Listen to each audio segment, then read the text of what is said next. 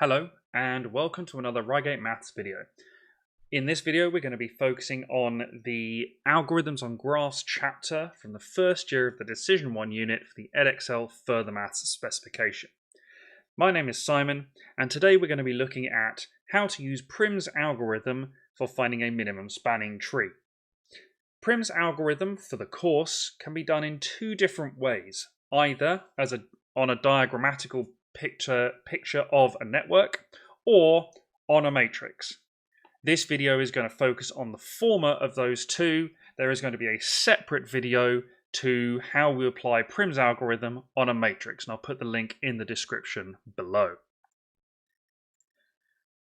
Although Prim's algorithm was initially discovered and published by a Czech mathematician Wojtek Janik, it was more popularized and rediscovered by American mathematician Robert C. Prim and Dutch mathematician Edger Dijkstra, both around the same time. Although at the time it's known as Prim's algorithm, more commonly now it can be known as the DJP algorithm to reference all three mathematicians who published it. It works in a little bit of a different way to Kruskal's algorithm. Whereas Kruskal's algorithm focuses on adding arcs to a minimum spanning tree, Prim's algorithm is going to focus on adding vertices. So we can see here how it works.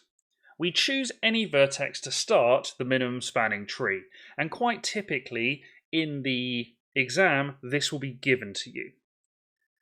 You look at that vertex and you pick the arc of least weight that joins that vertex to any vertex in the tree.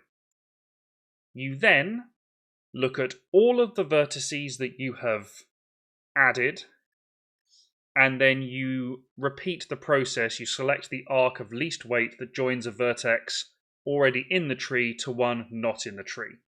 If there's a choice of arcs of equal weight, you choose either of them. You repeat step 2 until all vertices are connected, and you will have n-1 arcs.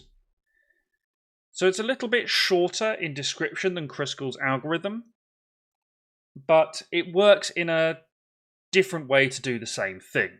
Incidentally, Prim and Kruskal came up with their algorithms almost simultaneously as they worked in the same job.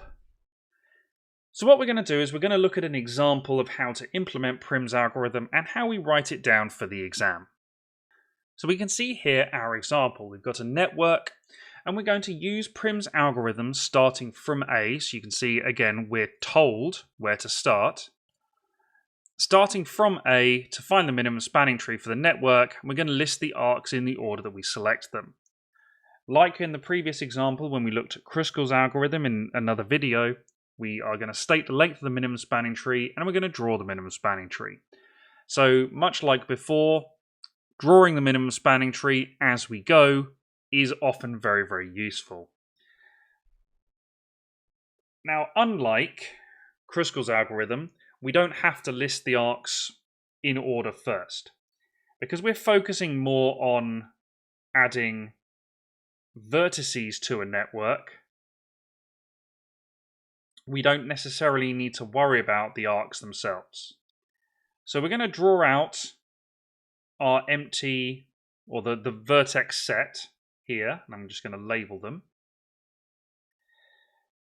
Because as we're going through the algorithm, we're going to add arcs to this minimum spanning tree.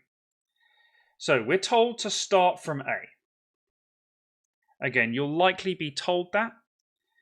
And what we're going to do is we're going to pick the smallest arc that comes out of A. So we can see that's AG, and we're going to write it down. Now, because we're going to state the length of the minimum spanning tree, it's quite useful to add up the arcs as we go, or to write down the weights. And we're going to add it to our grid there. We now look at both A and G, and we pick the shortest from either of them. So we can see that from G we have two options, BG or EG. It shouldn't matter which we choose. If it does, then that means we just have two different minimum spanning trees. I'm going to pick BG, but again, it doesn't really matter. If you pick EG, you're just going to get a different order. We now look at all three vertices connected, A, B, and G, and we can see that the smallest arc from any three of them is BC. Now, it's a coincidence that we've always gone from the vertex we've just chosen. That's not always going to be the case, so don't count on it. We can see that now. If we look at all three vertices that we've connected, A, B, C, and G, the shortest arc from any of them is this one that we ignored before, EG. So now we include that. We can see now we've got FE is the smallest arc, or EF if you prefer them alphabetical. The smallest arc connected to any of them. And now we've just got to connect D. We can see that's the last one remaining. So we pick the shortest arc coming out of D, and that's ED.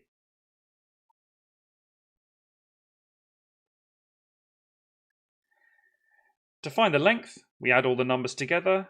3, 6, 8, 11, 17.